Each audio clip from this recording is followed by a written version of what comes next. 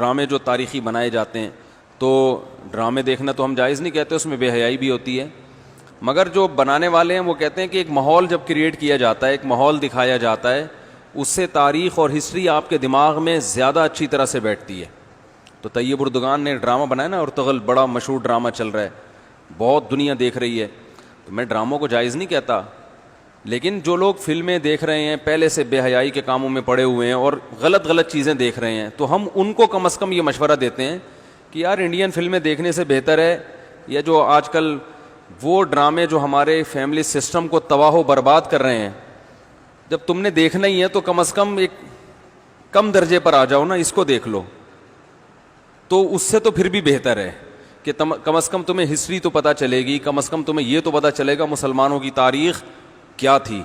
اور ایسے صرف دعاؤں سے کام نہیں بنا، انہوں نے بڑی بڑی قربانیاں دی ہیں۔ سلطان محمد فاتح نے بہت بڑی قربانی دے کے قسطنطینیہ فتح کیا تھا، دنیا کی سب سے بڑی توپ بنائی تھی اس نے، اور آج ہماری صرف باتیں توپ ہیں، باتیں ایسی کریں گے جیسے بہت بڑی توپ ہیں ہم، کوئی عمل ہمارے کیا ہیں زیرو، نہ سائنس میں آگے، نہ ٹیکنالوجی میں آگے، نہ مذہب میں آگے۔ وہ ٹیکنالوجی کی دنیا میں بہت آگے تھے، سائنس کی دنیا میں بہت آگے تھے۔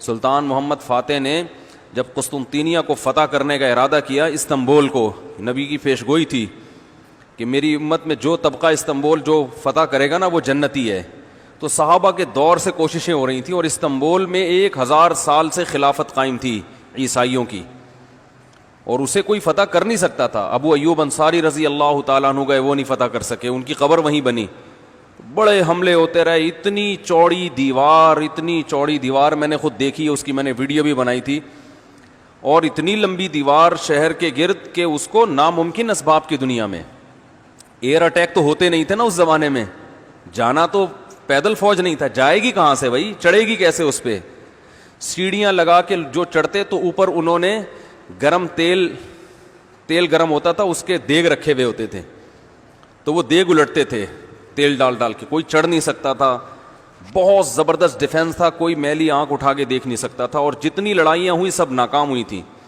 سلطان محمد فاتح نے کہا بھائی نبی نے خوشخبری دی ہے، ہم فتح کر کے چھوڑے گا۔ پھر وہ مشہور واقعہ ہے، اس نے کیا کیا کہ خشکی میں کشتیاں چلا دیں، سارے جانور راتوں رات ذبح کیے، ان کی چربی پگھلا کے پتھروں پہ بچھائی گئی ہے، اس پہ سمندری جہاز بٹھا کے، وہاں میں جب ترکی میں گیا ہوں تو اب دیکھو یہ چیز کتابوں میں بھی بتائی جا سکتی تھی نا، لیکن وہاں طیب اردگان نے کیا کیا ہے، میوزیم بنائے ہیں، ان میں یہ پورا منظر دکھایا جاتا ہے، خدا کی قسم ایسا ایمان بڑھتا ہے کہ چیخیں مارنے کا دل کرتا ہے، ایسی جو علماء بھی گئے ہیں نا، بنوری ٹاؤن کے ایک شیخ الحدیث گئے تھے، وہ کسی نے بتایا وہ رو رہے تھے چیخیں مار مار کے، جو جاتا ہے یہ منظر ہوتا ہے، وہ جب دکھاتے ہیں نا اپنی آنکھوں سے، بھائی کیا منظر، اور کیسے وہ کشتیوں کو راتوں رات خشکی پہ لے کے چلے ہیں، اور خشکی پہ لے جا کے پیچھے سمندر میں اتارا، اور سامنے سے بھی اٹیک اور پیچھے سے بھی اٹیک۔ انگریزوں نے لکھا ہے، گوروں نے ہسٹری میں، کہ یہ اسباب کی دنیا میں ممکن نہیں ہے، بہت بڑا کارنامہ انہوں نے سر انجام دی، اور راتوں رات۔ تو یہ ہماری تاریخ تھی جس کی وجہ سے ہمیں عروج ملا تھا، آج ہم صرف پیڑے کھا رہے ہیں، باتیں ٹھوک رہے ہیں بیٹھ کے، صحیح ہے نا، بزرگوں پہ طنز، علماء پہ اعتراضات، ایک دوسرے پہ کیچڑ اچھالنا، فرقہ پرستی، ان چیزوں میں ٹائم ضائع ہو رہا ہے، اور کوئی موٹیویٹ کرنے والا نہیں ہے، کوئی تعمیری کام کرنے والے لوگ بہت تھوڑے رہ گئے ہیں، اور ٹیکنالوجی کی طرف تو توجہ ہی نہیں ہے۔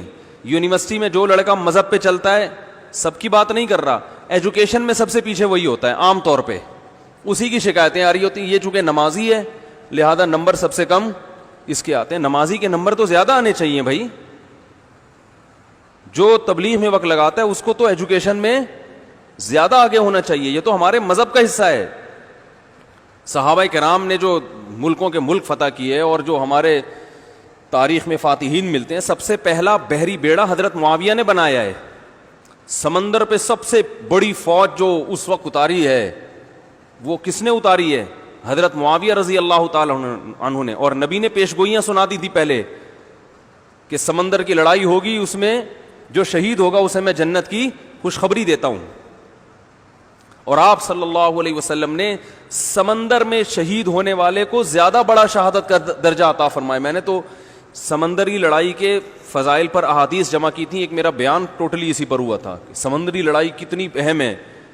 نبی کو معلوم تھا میری امت سمندروں پہ بھی چلے گی. سمندر پہ چلنا ٹیکنالوجی کے بغیر ممکن ہے کیا؟ پھٹے لگا کے بیٹھ جاؤ گے اس پہ کہ ملاحوں کو بلاؤ گے یار تم مچھلیاں پکڑتے ہو دو چار پھٹے یہاں بھی, او بھائی لڑنا ہے اس پہ تو سامنے والا بھی لڑے گا. تو نبی صلی اللہ علیہ وسلم نے فرمایا جو سمندری لڑائی ہے, جو شخص سمندر میں جہاد کرے گا اس کے جو چکر آئیں گے نا اس پہ بھی اللہ اس کو اجر دے گا. بڑی خوشخبری ہیں اس کے گناہوں کی معافی کی, کیونکہ آپ کو پتا تھا کہ امت جب تک سمندر پہ کو فتح نہیں کرے گی اور سمندر پہ سفر نہیں کرے گی یہ اس دنیا پہ حکومت نہیں کر سکتی. تو حضرت معاویہ نے جو پہلا بیڑا بنایا اس کے امیر کو امیر البحر کہتے تھے. بحر کہتے ہیں سمندر. یہ امیر البحر کی ٹرم یہ انگلش میں منتقل ہوئی ہے جس کو ایڈمرل کہا جاتا ہے. بہت ساری فوجی اصطلاحات اور سائنسی اصطلاحات عربی سے انگلش میں ٹرانسفر ہوئی ہیں, عربی سے انگلش میں گئی ہیں. آج میڈیکل سائنس میں بہت سے الفاظ ایسے ہیں جو عربی سے انگلش, مسلمان سائنسدانوں کے تھے وہ, لیکن اب دیکھو حال کیا بنا دیا. ایک نمبر کے سست نمازیوں کی حالت تو دیکھ لو جا کے. سب سے سست ترین جو ہوگا وہ دیندار بنا ہوا ہوگا. سب کی بات نہیں کر رہا, ڈاکٹروں میں ہم نے بڑے اچھے اچھے دیندار دیکھے ہیں, سائنسدانوں میں, ایٹمی سائنسدانوں میں تو دیندار زیادہ ہیں الحمدللہ, لیکن میجورٹی کی بات کر رہا ہوں کہ پتہ نہیں ہمارے ذہن میں یہ کچھ ایسا کسی نے, شیطان نے بات ڈال دی ہے کہ ہم نے صرف جو ہے ایک طرف کو فوکس کیا ہوا ہے, دوسری طرف کو ہم نے بالکل نظر انداز کر دیا ہے. تو بھائی جس طرح سے دین کی تعلیم انتہائی ضروری ہے, اس کی کوئی اس کی اہمیت کی کمی کا انکار نہیں کر سکتا. انگریز جو تباہ ہو گئے نا, فیملی سسٹم تباہ ہو گیا, زنا معاشرے میں پھیل گیا, والدین اولڈ ہوم میں, وہ وجہ کیا؟ مذہب نہیں ہے نا, مذہبی تعلیم نہیں ہے.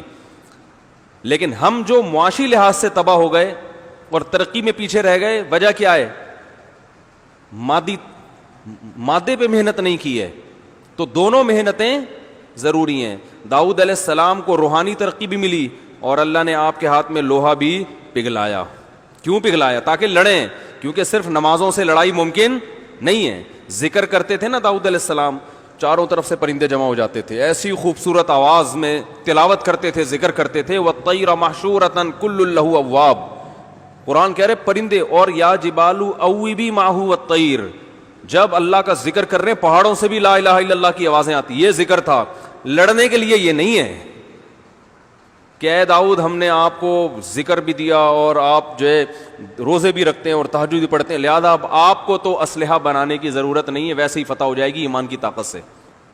نا نا نا نا نا, زرہیں بناؤ, قدر فی السرد, صحیح ہے نا, کڑیاں بناؤ, فوج تیار کرو. لڑائی کے لیے اصول بولتے کیوں نہیں بھائی, کچھ اور ہیں. تو دونوں چیزیں نہیں ہیں. داؤد علیہ السلام, سلیمان علیہ السلام کے گھوڑے بھی تو تھے, انہیں کیا ضرورت تھی گھوڑوں کی بھائی؟